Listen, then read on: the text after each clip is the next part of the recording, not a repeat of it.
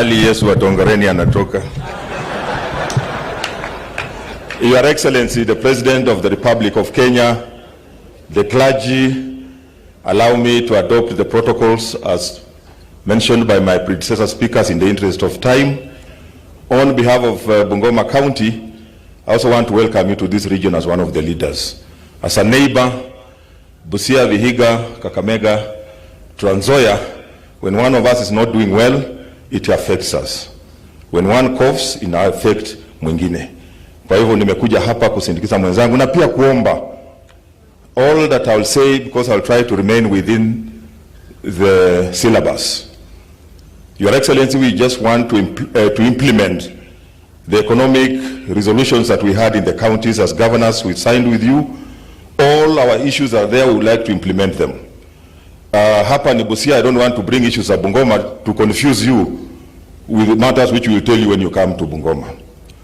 Lakini kwa Biblia, what I know, and this is what I want to say, that any time God wanted to do a great thing, he raised a leader.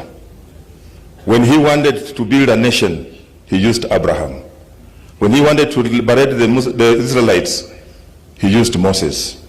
When he wanted them to cross over, he used Joshua. He doesn't use crowds. Your Excellency, God has raised you. We had the first president, the second president, the third president, you are the fifth president, and we know he has raised you to fix something in this republic, and that is our economy. We'll pray for you, and with those of us who have worked with you, know that you have the capacity and ability to do it so long as we all support you. Sisi tukiwa viongozi, mimi pia watu wa Bungoma wako hapa, tutakuunga mkono, tunakukaribisha next time ukuje tufanye maombi huko kwetu. As I conclude, I want to quote Joshua 1:9. Ukiangalia Joshua 1 mpaka huko 9 iko na mambo mingi, but this is what God says in verse 9.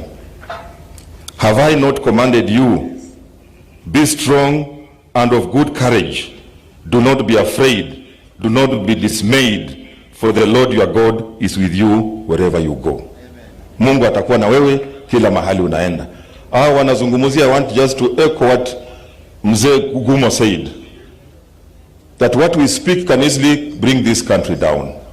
Nimekuwa nakuja kwa gari nikasoma vitu zingine, naona ni ndoto za mchana ati Kenya iwe mbili. Tafadhali, let us not go that route as leaders. Let us remain united. We are talking about integration, not disintegration ya Kenya kuwa na vitu zingine. Kwa hivyo hayo mazungumzo tuachane nayo. Nikimalizia, Mheshimiwa Rais, huko kwetu, this region we have been very lucky as I conclude, na nataka nishukuru mabishops wangu wako hapa. Tumekuwa na bahati kuwa na cardinal wa kwanza wa Catholic. Archbishop wa Bukala pia anatoka eneo hili kusimamia Anglican. Sasa tunavyozungumza tuko na mtu anaitwa wa Cardinal Archbishop wa Catholic Anyolo, kutoka pia Bungoma. But we also have the misfortune of being with very people ambao wamepoteza mwelekeo, ati Yesu wa Tongareni. Your Excellency, juzi alishikwa. Tukataka aombe atoke ndani, ikashindikana.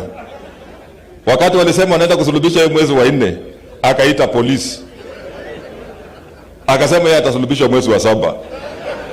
Time is not a strategy. Mwezi wa 7 unakuja, tunangoja kauli kama atasulubishwa. Your Excellency, may God bless you. Asanteni sana. Asante sana. Mheshimiwa Rais, mimi sitakuwa na mengi. Viongozi wa Busia wamezungumuza na pia tumezungumuza na wewe na tukakubaliana leo itakuwa siku ya maombi na kutoa shukrani, na tutakuwa na siku ya kuzungumuza na kutekeleza mipango ya maendeleo ambayo tayari wale viongozi wamezungumzia. Nimeshukuru sana ndugu yangu, rafiki yangu Moses Kuria. Bila umesema sangine uelewanangi na umutata kwa mambo ingine, mimi pia ingine nilikuwa sielewanangi na wewe. Lakini kwa hii ya kufufua uchumi na kutafuta wawekezaji na kuhakikisha kwamba we open new frontiers